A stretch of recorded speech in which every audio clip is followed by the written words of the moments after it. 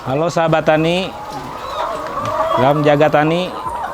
Perkenalkan, nama saya Rijal Ansori dari peternak dari Gunung Sindur, Bogor, peternakan ayam layar.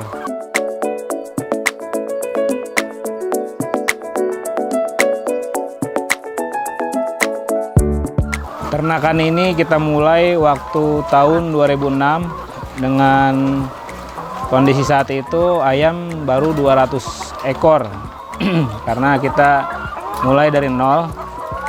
Alhamdulillah hingga saat ini produksi yang ada mencapai 6.000 ekor ayam produksi.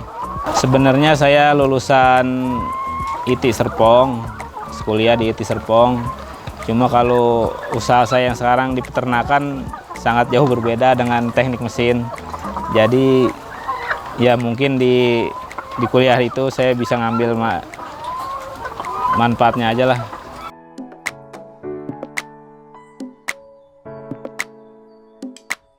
Di wilayah kita di sini di Kampung Kebon Kopi khususnya kisaran 5-6 orang lah peternak. Dan masing-masing rata-rata ada yang 1.000, ada yang 2.000 ekor, ada juga yang 5.000, banyak macamnya. Ya itu dimulai kita di sini berkelompok itu usahanya. Jadi bila mana ada suatu penyakit ya kita diskusikan bersama, kita kumpulkan teman-teman, kita bahas itu hingga insya Allah kalau usahanya kita gabung terus, insya Allah kedepannya bisa lebih maju lagi.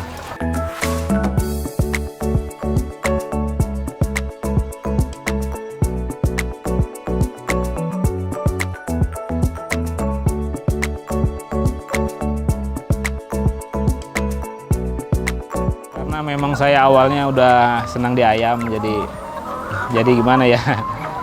Udah gitu tempat kita mendukung untuk peternak ayam petelur karena di kolam kan, bukan di darat. Kalau di darat kan nanti bau yang ditimbulkan itu ya lumayan bau. Makanya saya pilih di kolam gitu. Insya Allah bisa lebih bagus dari yang di darat menurut saya. Tapi kan kadang-kadang orang itu beda-beda pendapat. Kadang-kadang ada yang di darat lebih bagus. Ya karena saya awalnya di empang ya itulah yang saya gelutin. Tapi nggak menutup kemungkinan yang di darat juga sebenarnya bagus. Cuma masalah keluarganya aja, itu aja. Masalah protes warga yang saya khawatirkan. Misalkan kalau dekat pemukiman kan nanti ada warga yang ini nggak enak kitanya.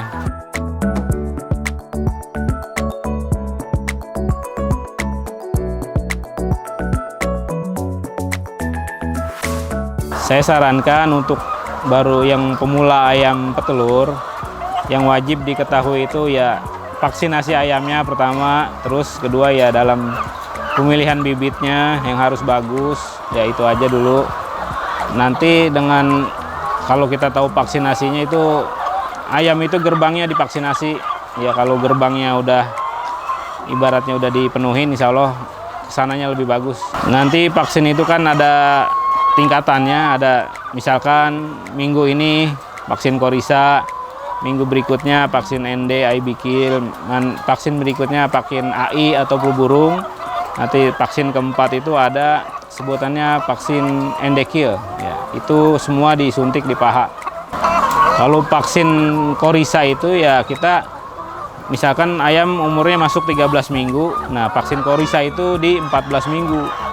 Ya, itu cuma 1 kali dalam umur ayam karena kan sebelumnya dia di DOC itu udah divaksinasi dari PT, kita tinggal meneruskan saja vaksinnya. Nah itu biasanya 14 minggu itu disuntiknya di paha belakang.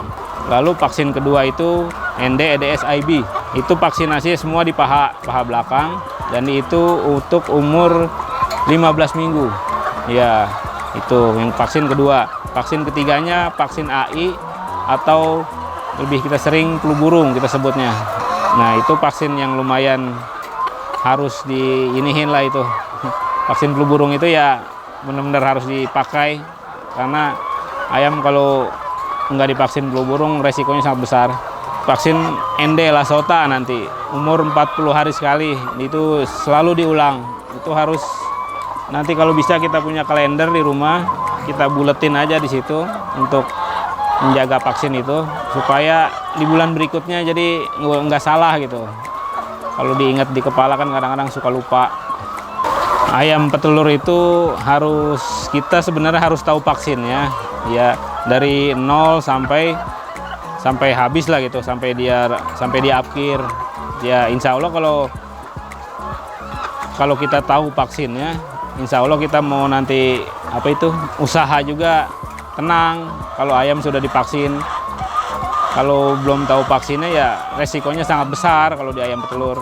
Saya udah ada dokter khusus, punya kawan lah gitu ya. Kita kan semakin lama di peternakan ini, kawan semakin banyak, jadi membutuhkan vaksin itu insya Allah gampang.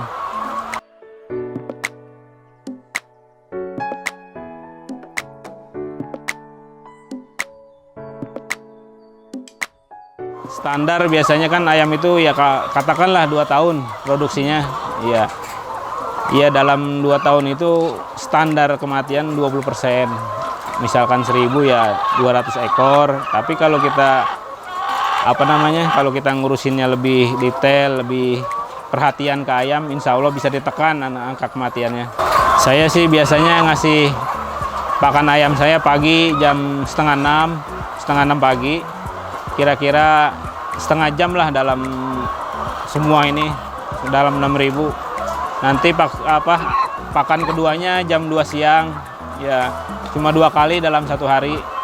Udah gitu masalah pengambilan telur pagi jam 9, sore jam 4 sampai jam 5. Kalau yang membedakan pakan ayam petelur itu ya, kita kan beli langsung pabrik ya pakan ayam petelur. Makanya kita udah nggak ada campurannya dari sana. Ayam petelur itu udah cukup makanan di situ semua ya, model jagung, dedak, terus konsentrat semua, tepung jagung, tepung ikan, di situ adanya semua itu. Jadi kita cuma beli di pabrik, beli jadi lah. Kalau air minum itu ada 2 jenis, ada yang namanya pentil itu pakai nipple. Nah, kalau ini air manual. Kalau saya sih pakainya yang manual karena dia minumnya kan yang pasti lebih banyak. Kalau yang nipple itu kadang-kadang ayamnya lebih kurus.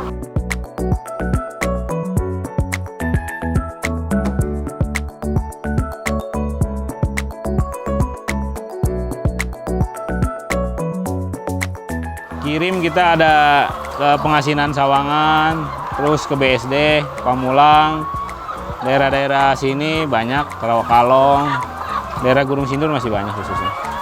Iya, ayam ini kan standarnya itu 2 tahun umurnya. Ada juga yang 20 bulan, makanya tergantung kita ngurusnya. Kalau kita ngurusnya insya Allah teliti, telaten, rapih, bisa kuat lama gitu kan. Dan kita sering kasih vitamin ke ayam itu.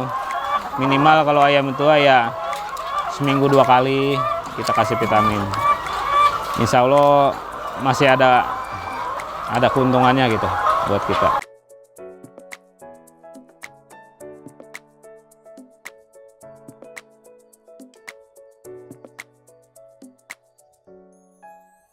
Ya kalau ingin beternak ayam, saya bilang tadi ya, jadi minimal harus punya tempat dulu, minimal ya kolam lah, misalnya kolam empang gitu. Kalau sudah punya itunya ya baru ada dananya untuk bikin kandang dulu. Insya Allah kalau ini bisa saya bantu nanti masalah kesehatan ayamnya saya yang pantau.